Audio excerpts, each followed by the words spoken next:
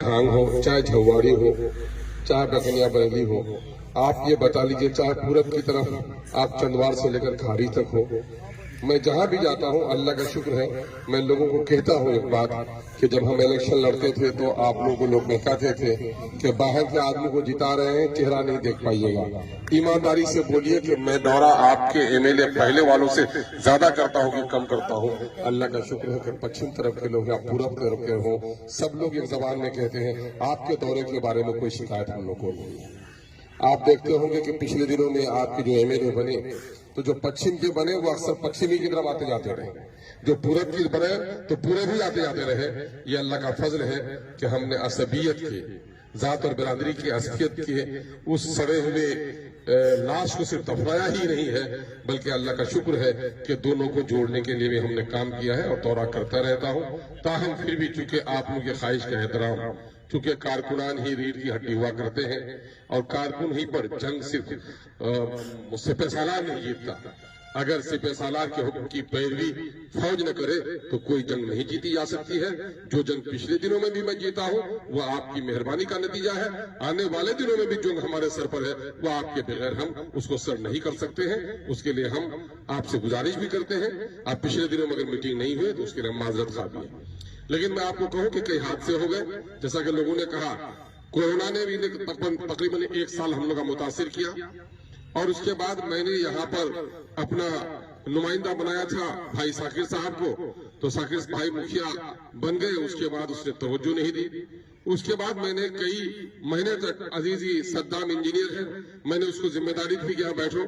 वो कुछ दिन बैठे भी, लेकिन लोगों का आना जाना नहीं रहा। उसके बाद फिर मैंने एक बात तय किया था, कई लोगों से कुछ लोगों की बात होती थी कि साहब फला हो प्रतिनिधि, फला हो प्रतिनिधि, तो मैंने ये शुरू दिन में कहा था कि चूंकि सुरजापुरी में आप मुझे गिनते हैं, मुझे बड़ी तकलीफ होती है, देवबंदी, बरेली, शेख, सैयद, सुरजापुरी उम्मत का फर्द हूँ, इंसानी जमात का फर्द हूँ, लेकिन ताहम जात बिरादरी की हकीकत है। तो मैंने आजम रब्बानी का नाम पेश कर दिया था कि आजम रब्बानी यहाँ रहते हैं और वही नुमाइंदगी करेंगे। अगर उनसे भी मैं कहता हूँ कि भाई बस्ता लेकर आप बैठे, जो शिकायत लोगों की अब हुई है वो आइंदा शिकायत नहीं हो, हम इसकी गुजारिश आपसे करेंगे कि इसे माफ फरमाएं। कुछ लोगों ने ये बात भी की थी कि साहब आपको रात यहाँ पर ठहरना था। हाँ, 2-4 रात में यहाँ ठहरा हूँ, रात ज्यादा यहाँ नहीं ठहरा हूँ, क्योंकि पूरब तरफ जब दौरा करता हूँ अक्सर किशन लौट जाता हूँ और पश्चिम तरफ भी दौरा करने में असल रात रहने का मकसद ये था कि लोगों से मिलूं, पंचायत को जानूं। मैंने कहा कि ये है लोग नए हमारे लिए है, पंचायत के मसाइल हमारे लिए नए हैं, तो मैं घूम घूम कर पंचायत का दौरा किया हूँ। बड़ा ईदगाह के लोग भी गवाही देंगे, झवाड़ी के लोग भी गवाही देंगे कि मैं अल्हम्दुलिल्लाह यहाँ के मसाइल से जितना वाकिफ हुआ हूँ। आपके 2500 पंचायत के मुझसे पहले के जो लोग रहे हैं वो 15-16 पंचायत से ज्यादा के वाकिफ नहीं रहे हैं। और आज मैं बताता हूँ कि इसी की बुनियाद है कि कटाव के मामले को जितना मैंने मजबूती से उठाया और कटाव पर जिस तरह से हमने हाई लेवल टीम ला करके सादीपुर से लेकर के बायसी तक दौरा किया है, आपके मारंदा का दौरा कराया है, उस पर एक बड़ी योजना भी अभी परमान नदी के लिए बन रही है। और कटाव के जितने बांध हमने बनवाए हैं, अगर ईमानदारी से आप जायजा लेंगे तो गवाही देंगे कि मुझसे पहले इतने कटाव रोधक काम नहीं कराए गए हैं। ताहम चूंकि जरूरत ज्यादा है तो इसलिए हमारी अभी भी कमी है, अभी काम करना है। गिरिया में देखिए बिल्डिंग कट रही थी, किस तरह से लड़ करके हम लोगों ने बचवाने काम किया। ये और बात है कि लंगड़ा टोला क्योंकि निशाने पर था, अभी बोल रहे थे मिंबर साहब, वो बेचारे याद दिलाते रहते हैं। लंगड़ा टोला में अभी जो बांधा गया है जो, तो पानी का बहाव पूरब तरफ गया है कि नहीं गया है? पूरब तरफ के लोग इंजीनियर को कहते हैं उधर कटाव रहने दीजिए, हम लोग का घर बच जाएगा। लेकिन हम लोगों ने इंजीनियर को कहा कि जो नदी के भविष्य के मामले में ठीक हो उस काम को आप लोग कीजिए। जहां तक मामला है, अभी शिकायत हो रही थी कि लोगों को बाहर का पैसा नहीं मिला। गिरिया के आए हैं वो मिंबर साहब आए कि नहीं आए हैं? नहीं आए होंगे साहब, आए हैं। फिरोज साहब आए हैं क्या? फिरोज साहब टका मिला कि नहीं मिला आप लोगों को? 95,000 रुपया मिला और 4,000 8,000 वाला भी रुपया मिला है। लेकिन जो सो के रहेगा भाई, मैं कहता हूं अक्सर एक बात, और कि खुदा उस कौम की हालत नहीं बदलेगा जो कौम अपनी हालत को बदलने के लिए तैयार नहीं हो। अभी मैं पिछले दिनों पर बैठा था, जिसका इंदिरा आवास था उसका अभी कच्चा घर लिख के भेज दिया था। ये सीओ जो अभी इंचार्ज है, मैंने कहा कि तुम्हारे जो कर्मचारी है कैसे रिपोर्ट की, उन हरामजादों के तो हाथ तोड़ देने के लायक है। तो कहता सर आप सख्त बोल रहे हैं। मैंने कहा कि तुम्हारा घर होता तो तुमको कैसा लगता। तो चूंकि बेईमान ऑफिसरों की एक बड़ी जमात है जो लोग हमारे गरीबों को राहत नहीं दिलवाना चाहती है, मैं तो कहता हूं कि आप लोग म्यूटेशन के बारे में शिकायत करते हैं, म्यूटेशन की शिकायत आइए, इन हरामजादों को लटका कर पीटा जाएगा, चाहे मुकदमा जहां भी हो जाए। लेकिन गवाही देने के लिए कोई तैयार नहीं है, तो मैं क्या कर सकता हूँ? कोई भी गवाही देने को तैयार नहीं है। यहाँ बैठे हुए हैं, कहाँ चले गए राशिद साहब? 70,000 टका घोष दिया और गवाही देने के लिए जब कहा गया तो मैं उसके घर पर तक गया हूँ ताकि गवाही दीजिए, गवाही देने के लिए तैयार नहीं है। मेरे भाई, जब तक आप अपने आप को नहीं बदल लिएगा, खुदा भी आपकी और हमारी हालत नहीं बदलेगा। जहां तक काम का ताल्लुक है तो हमने सड़कें भी बनवाई है, हमने पुल भी बनवाए हैं। अभी सोनापुर का जो पुल था आपका, वो टूट रहा था, उसको हाई लेवल ब्रिज सेंक्शन करवा दिया है। अभी कपड़िया बनगवा का पुल का मामला आगे बढ़ा हुआ है।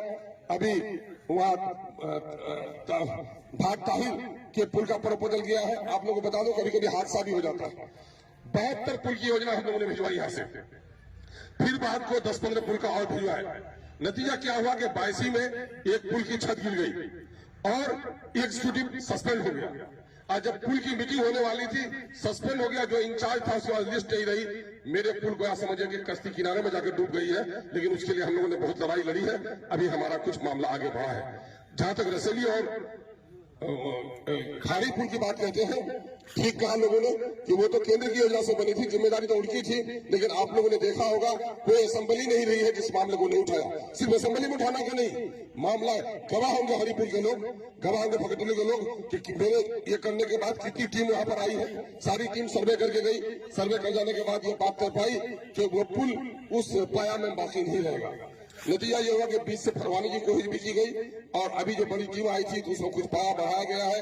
और एक ही योजना नहीं, बल्कि मुख्यमंत्री जी को मैंने जाकर कहा तो मुख्यमंत्री ने दो मिनिस्टर को जोड़ लिया। कहा विधायक जी आपका मामला ये जगह से हल नहीं होगा, आपका मामला 2 विभाग का है, जल संसाधन विभाग का भी है और RWD का। पुल RWD बनाएगी और RWD वालों ने कहा है कि साहब वहां पर जब तक बांध नहीं बना जाएगा हमारा पुल नहीं टिकेगा।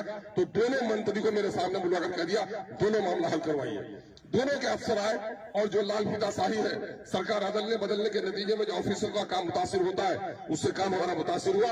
लेकिन अल्हम्दुलिल्लाह हमने परसों भी बात की है कि हमारा दोनों योजना अब जाकर के जाना है। पैसा चुके रकम ज्यादा हो गई है तो अब कैबिनेट में जाने वाला है। अल्लाह करे हुकूमत की नीयत सही हो तो कैबिनेट में हमारा सैंक्शन हो जाए। और हाई कोर्ट का वैसे डिसीजन भी आया है कि जो लोक योजना है उसको ज्यादा देर न किया जाए। आगे साहब गवाह होंगे।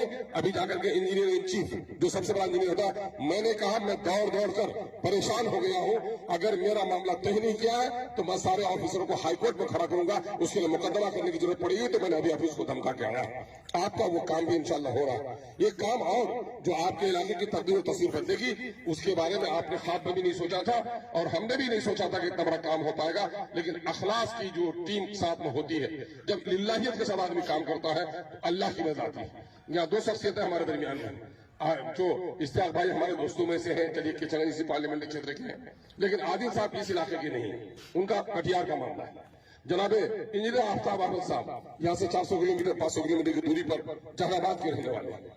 इनको न अपने बेटे को टिकट लेना है, न अपने गली की सड़क बनवानी है, न यहाँ किसान से इलेक्शन लड़ना आदिल साहब को। ये सारे लोग, आदिल ने अपना इलेक्शन छोड़ दिया आदिल साहब ने, और ये MIM की टीम को हम लोग खड़ी करेंगे क्योंकि इन 75 सालों के दरमियान में सीमांचल से कोई ताकत ऐसी नहीं गई जो अपने हक की बात करे और अकलियतों के दरमियान की कोई नुमाइंदगी नहीं हुई जो अकलियतों के मसाइल को बात उठा सके। जनाब आप इंजीनियर आफ्ताब अहमद साहब को देख रहे हैं, ये शख्स कांग्रेस का स्टेट स्पोक्समैन है, कांग्रेस पार्टी की पॉलिसी साज कमेटी के मेंबर रहे हैं। उस शख्स ने इन ठंडी रातों को आज 4 महीना से यहाँ पर है और पिछले 10 सालों से इनका आना जाना 2015 से है। वो सिर्फ इसलिए है कि इसने इस इलाके के हिंदू और मुसलमानों को, दलितों को